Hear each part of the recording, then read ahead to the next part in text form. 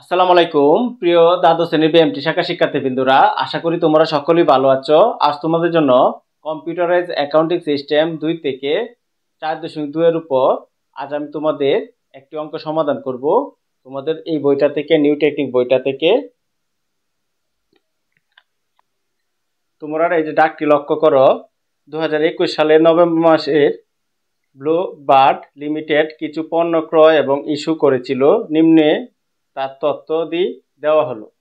এখানে দেখো এই যে তথ্যগুলো দেওয়া আছে। এখানে কালান্তিক মজুদ ব্যবস্থার মাধ্যমে ফিফো পদ্ধতির সাহায্যে নিম্নলিখিত তথ্যগুলো নির্ণয় করো। ক নাম্বার বলছে আমাদের, দেখো নভেম্বর মাসে মোট ক্রয়ের পরিমাণ নির্ণয় করো। খ নাম্বার বলছে নভেম্বর মাসে মোট বিক্রয়যোগ্য পণ্যের একক ও মূল্য নির্ণয় করো। গ নাম্বার বলছে নভেম্বর মাসে বিক্রিত পণ্যের ব্যয় নির্ণয় করো এবং সমাপনী মজুদ পণ্যের মূল্য নির্ণয় করো। তাহলে চলো আমরা অঙ্কটা খুব সহজভাবে সমাধান করি। ক নাম্বার রিকোয়ারটা লক্ষ্য করো, নভেম্বর মাসে মোট ক্রয়ের পরিমাণ নির্ণয় করো। শুধু আমাদের বলছে মোট ক্রয়ের পরিমাণগুলো নির্ণয় করার জন্য। তাহলে মোট ক্রয়ের পরিমাণটা কোথায় আছে দেখো, এই যে এখানে আছে। এক তারিখে ক্রয় আছে, এই যে 1 তারিখে ক্রয়, তারপরে আছে 15 তারিখে ক্রয়, তারপরে আছে 22 তারিখে ক্রয়। এই ক্রয়ের এককগুলো আমরা শুধু নির্ণয় করব, যেহেতু আমাদের মূল্যটা বলছে না। তাহলে আমরা গড়টা হবে এরকম। আগে বিবরণটা লিখে নিব। হেডিংটা নভেম্বর মাসে মোট ক্রয়ের পরিমাণ, ক্রয়ের একক নির্ণয়।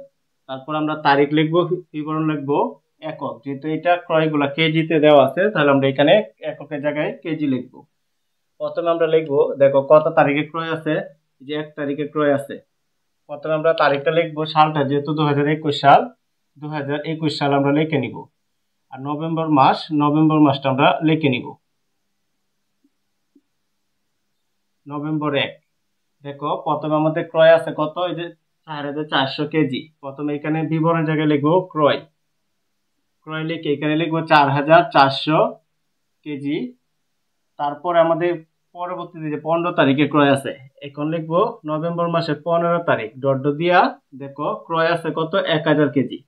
এখন লিখবো আমাদের এখানে লিখে নিব ক্রয় 1000 কেজি। তারপরে দেখো আরেকটা ক্রয় আছে, দেখো 22 তারিখে, এখানে লিখে নিব 22 তারিখ। এটাও ক্রয় হবে, ক্রয় দেখো কত টাকা, 4000 কেজি, 4000 কেজি। এখন আমরা এটা ক্লোজ করে দিলে আমাদের উত্তরটা হয়ে যাবে যোগ করে। দেখো 4000 1 5000, 5000 4 9000, 9400, 9400। এখন যদি আমরা এটা ক্লোজ করে দেই, তাহলে এটা আমাদের আনসার। আশা করি তোমরা ক নং রিকোয়ারটা বুঝতে পেরেছো। প্রিয় শিক্ষার্থীবৃন্দরা, এখন খ নং রিকোয়ারটা সমাধান করব। দেখো খ নং রিকোয়ারটা কি বলছে, নভেম্বর মাসের বিক্রয়যোগ্য পণ্যের একক ও তার মূল্য নির্ণয় করো। বিক্রয়যোগ্যের পণ্যের মূল্য যদি বলে, তাহলে তোমরা মনে রাখবা প্রারম্ভিক উদ্বৃত্ত আর ক্রয়গুলাকে বোঝানো হবে। আমি আবারও বলি, বিক্রয়যোগ্য পণ্য বললে মনে রাখবা প্রারম্ভিক উদ্বৃত্ত এবং ক্রয়গুলাকে বোঝানো হবে। তাহলে চলো আমরা, দেখো এখানে প্রারম্ভিক উদ্বৃত্ত আছে, দেখো এই যে 2400 কেজি। আর ক্রয় আছে যে 1 তারিখে একটা ক্রয় আছে, 15 তারিখে একটা ক্রয় আছে, আর একটা 22 তারিখে। এইগুলা আমাদের এটার এককটা এবং মূল্যটা বের করার জন্য বলছে। তাহলে চলো আমরা শুরু করি। দেখো বিক্রয়যোগ্য পণ্যের একক ও মূল্য নির্ণয়ের ক্ষেত্রে গড়টা হবে এরকম, তারিখ, বিবরণ, একক, দর, মূল্য।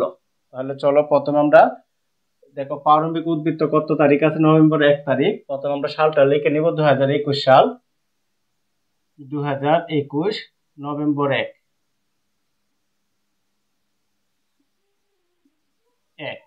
1 লিখে প্রথমে আমরা লিখবো প্রারম্ভিক উদ্বৃত্ত।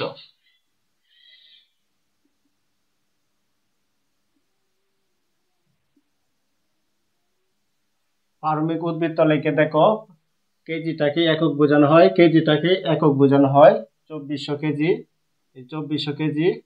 দর কত, 7.5 টাকা, 60 টাকা 50 পয়সা। তারপর এটার সাথে এটা গুণ করে আমার এই মূল্যটা হবে। এটা অবশ্যই ক্যালকুলেটর করে নিবা।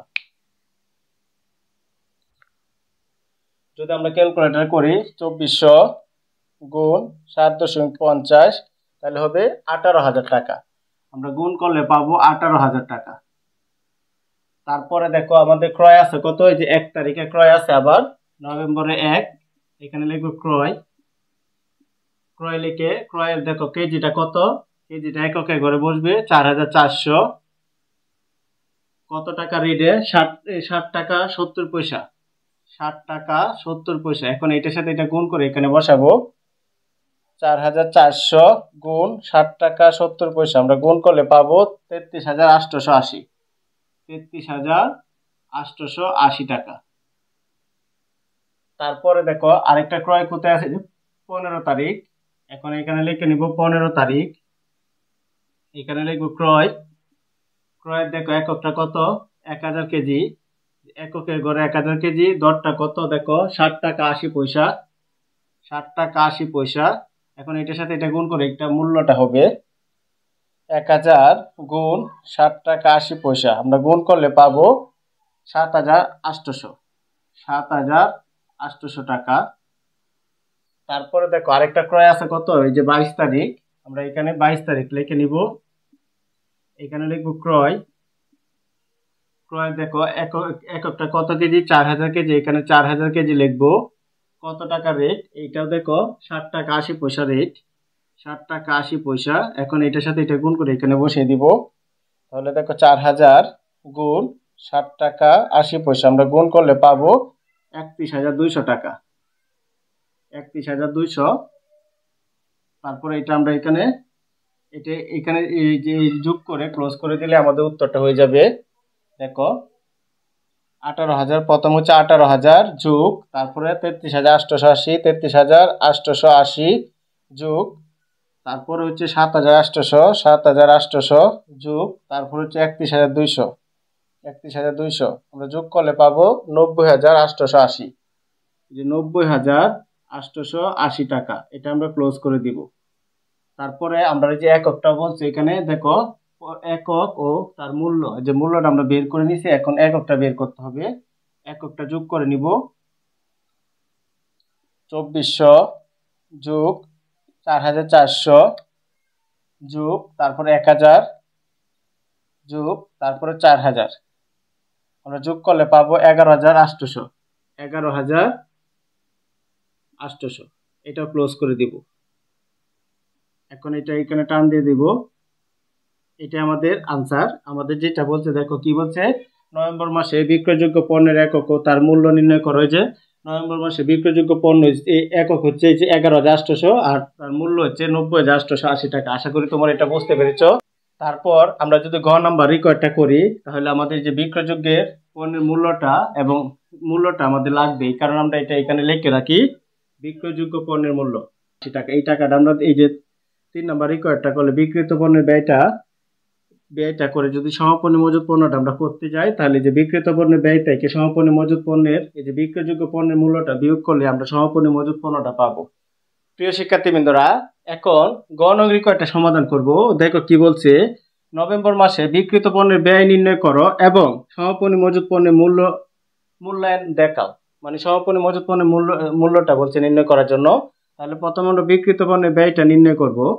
তাহলে বিক্রিত পণ্যের ব্যয়ের গঠন হচ্ছে তারিখ, বিবরণ, ইস্যুকৃত একক, দর, মূল্য। তাহলে এখানে দেখো বিক্রিত পণ্যের ব্যয় নির্ণয় করার নিয়মটা হচ্ছে আমাদের দেখো প্রারম্ভিক উদ্বৃত্ত এবং ক্রয়গুলা যেগুলো আছে এইগুলা থেকে আমাদের যে ইস্যুকৃত যে জিনিসগুলো আছে এইগুলা বিক্রি করতে হবে, করে করে এখানে দেখাতে হবে। তাহলে প্রথমে আমরা সালটা লিখে নেই, 2021 সাল, নভেম্বর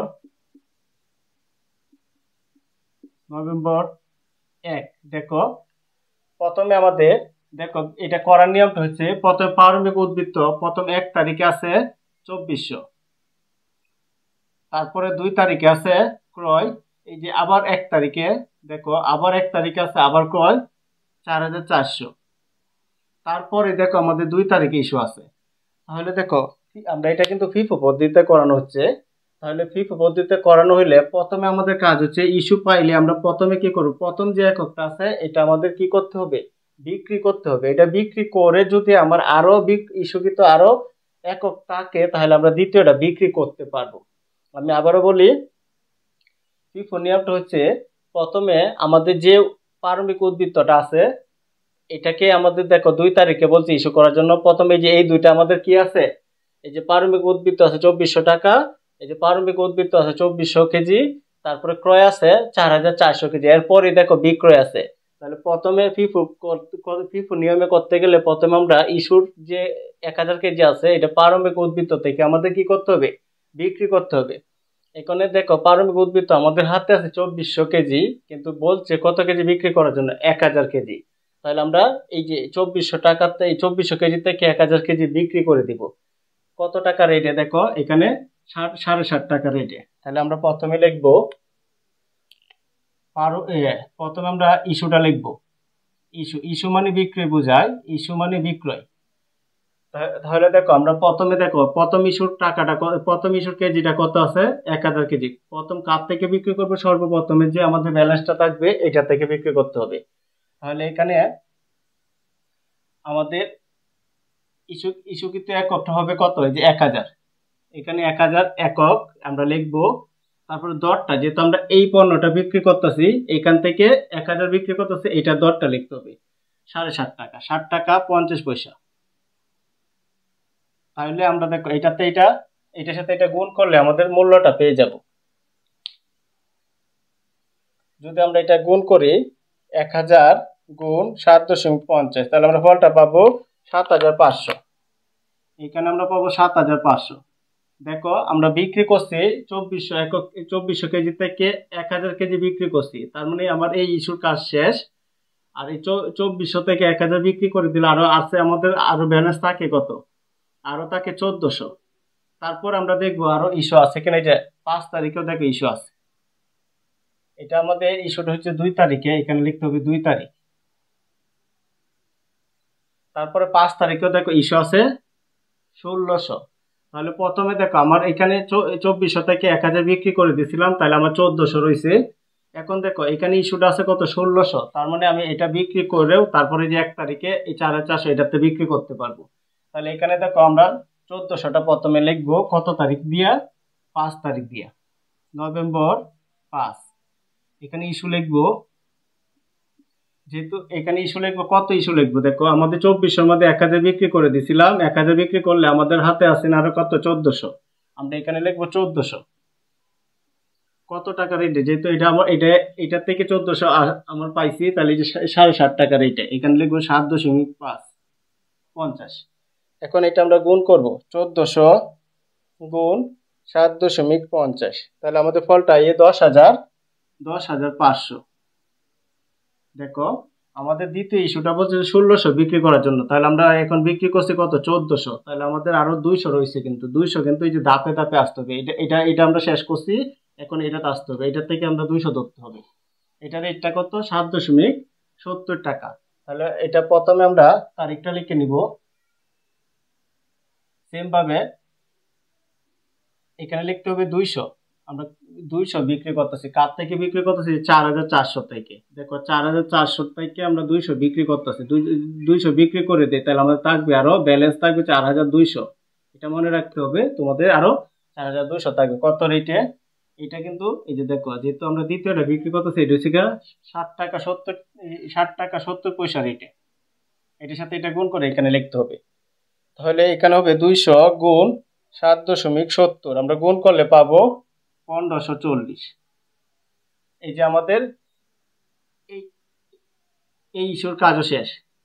এখানে 1600 আমরা বিক্রি করছি, এইখান থেকে আমরা করছি প্রথমে এই যে দেখো 2400 থেকে 1000 বিক্রি করছিলাম, হাতে আছে 1400। পরে 1400 কি করছি, 1600-র মধ্যে 1400 এখান থেকে বিক্রি করে দিছি। তার আরো রয়েছে 200, এই যে 200 কিন্তু এইখান থেকে বিক্রি করছি। এই যে দেখো 4400 থেকে 200 বিক্রি করলে আরো আমার 4200 টাকা, 200 কেজি রয়ে গেছে। তারপরের তারিখে দেখো আবার ইস্যু। তাহলে ইস্যু আমরা কি করাম, এই যে এইখান থেকে এই যে এইটার থেকে 2000 বিক্রি করাম। বিক্রি করলে আমার আরো ব্যালেন্স থাকবো 2200। তাহলে দেখো আমরা এই যে এই ইস্যুটা বিক্রি করতেছি কার উপর, এই যে ক্রয়ের উপর, এই ক্রয়ের উপর এই ব্যালেন্সটা দেখো 4200 আছে, কিন্তু 2000 বিক্রি করতেছি। তাহলে আমাদের এখানে দেখো 2000 বিক্রি করব কত টাকা রেটে, 7 টাকা 70 পয়সা রেটে। দেখো এটা ইস্যুটা কত, ইস্যুটা হচ্ছে 10 তারিখ, ইস্যুটা হবে 10 তারিখ।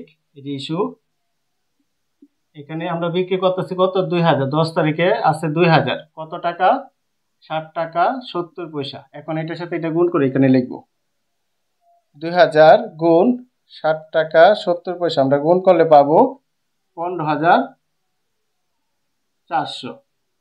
দেখো আমরা 4200 থেকে 2000 বিক্রি করছি, আরো আমার ব্যালেন্স রয়ে গেছে কত 2200। তারপরে আবার ক্রয় আছে, তার মানে ক্রয়টা কিন্তু এটা সিরিয়ালে, এটা নিচে বসবে, এটা শেষ করার পর এটা ধরতে হবে, কারণ প্রথমে আমরা প্রারম্ভিক উদ্বৃত্তটা শেষ করছি, করার পর এটা ধরছি। এটা এখনো শেষ হয়েছে 2200 রয়েছে, এটা শেষ হইলে পরে আবার যে সিরিয়ালে দেখো এই ক্রয়ের পরে আর কোনো ক্রয় নাই, যে এটা আছে এটা ধরতে হবে। তারপরে আমাদের এই ইস্যু আছে দেখো 18 তারিখে কত 2200, তাহলে আমরা এই যে এই 2000 সাথে কিন্তু এই 2000 মিলে গেছে গা, তাহলে আমরা 2200 টাকা লিখবো। এটা কত 18 তারিখ ইস্যু 2200। আমরা রেটটা কত 60 টাকা 70 পয়সা, কারণ আমার আগেরটা শেষ হচ্ছে না, যে এই ক্রয়ের রেটটা কত 60 টাকা 70 পয়সা। এটা গুণ করলে 60 টাকা 70 পয়সা 2200 গুণ 60 টাকা 70 পয়সা গুণ করলে আমরা পাবো 16,940। 16,940। এই যে আমাদের এই ক্রয়ের কাজও শেষ, এখানে আর কোনো কিছু নাই, আমাদের অবশিষ্ট ব্যালেন্সও নাই, তাহলে আমাদের এইটাও শেষ, এই ইস্যু শেষ। এখানে এই ক্রয়ের ব্যালেন্সটা রয়েছে। এখন আমাদের এই যে এই ক্রয়টা আমাদের এখন কি করতে হবে, এই যে আরেকটি ইস্যু আছে, এই যে এই ইস্যুটা, তাহলে আমরা এখান থেকে এখানে ইস্যু টাকাটা দেখো 3500 কেজি, আর এখানে আছে 1000 কেজি। প্রথমে আমরা কি করবো 1000 কেজি বিক্রি করবো, এটা শেষ করার পর আবার এটা ধরতে হবে। তাহলে সবসময় মনে রাখবা ফিফো পদ্ধতিতে করলে আগেরটা বিক্রি করার পর দ্বিতীয়টাতে আসতে হয়, দ্বিতীয়টা বিক্রি করার পর তৃতীয়টা আসতে হয়, তৃতীয়টা বিক্রি করার পর চতুর্থটা আসতে হয়, এইভাবে ধাপে ধাপে আসতে হয়। তাহলে যেহেতু এটা থেকে এটা বড়, তাহলে এই পুরোটা আমরা লিখতে পারবো 1000 কেজি এই যে 7.8 টাকা 80 টাকা রেটে। এটা তারিখটা হবে দেখো, আমরা ইস্যুটা কত 29 তারিখ।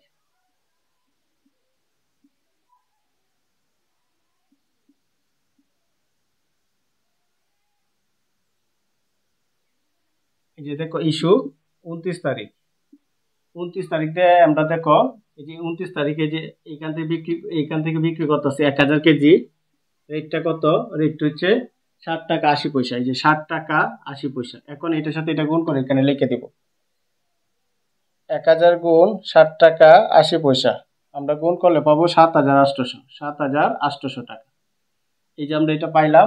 এখন দেখো আমরা 3500 কেজির মধ্যে 1000 কেজি বিক্রি করে দিছি, তাহলে আমাদের আরো কত থাকতেছে 2500, মানে 2500 কেজি থাকতেছে।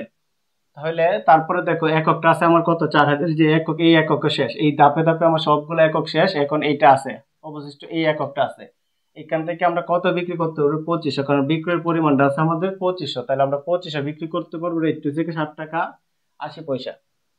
তাহলে আমরা এখানে লিখবো 29 তারিখ দিয়ে পরে আবার ইস্যু, যেহেতু একই তারিখে দুইবার শেষ হয়েছে না ইস্যুটা, ইস্যু লিখে আমরা কত লিখতে পারবো 2500, কারণ আমাদের ব্যালেন্স আছে 2500, আসিন মূলত 3500 বাদে যে এখানে 1000 বিক্রি করে দিছি, তাহলে আরো রয়েছে 2500। কত টাকা রেটে 60 টাকা 80 পয়সা রেটে, এটার সাথে এটা গুণ করে এখানে লিখে দিব 2500 গুণ 60 টাকা 80 পয়সা, আমরা গুণ করলে পাবো 19,500। এই যে আমরা লিখলাম 19,500। এটা আমাদের, এখন এটা আমরা যোগ করে নিলে আমাদের বিক্রিত পণ্যের ব্যয়ের কাজটা শেষ। দেখো এটা যোগ করে নিব, 7,500 যোগ 10,500 যোগ, তারপর হচ্ছে 1540 যোগ, তারপর হচ্ছে 15,400 যোগ, তারপরে 16,940 যোগ, তারপর হচ্ছে 7,800 যোগ, তারপর হচ্ছে 19,500 আমরা যোগ করলে পাই 79,180। এই যে 79,180, এটা হচ্ছে আমাদের বিক্রিত পণ্যের ব্যয়। এই যে আমাদের কাজ শেষ। তারপর আমাদের বলছে সমাপনী মজুত পণ্যের মূল্যায়ন দেখাও, মানে সমাপনী মজুত পণ্যের মূল্যটা নির্ণয় করার জন্য। এটা যদি আমরা নির্ণয় করতে যাই, আমরা কর মধ্যে যে বিক্রয়যোগ্য পণ্যটা পাইছিলাম, এইটার থেকে যদি আমরা এই টাকাটা বিয়োগ করি, তাহলে আমাদের সমাপনী মজুত পণ্যের মূল্যটা আমরা পেয়ে যাব। তাহলে চলো আমরা সমাপনী মজুত পণ্যের মূল্যটা নিচেতে করে নেই। এখন আমরা এখানে লিখে নিব, সুতরাং সমাপনী মজুত পণ্যের মূল্য নির্ণয়।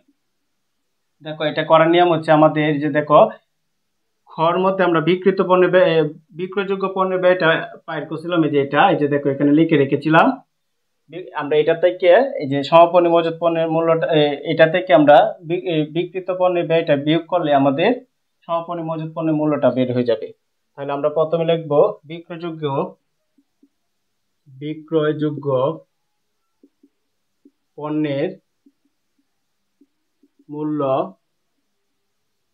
মাইনাস বিক্রিত পণ্যের ব্যয়। বিক্রিত পণ্যের ব্যয়।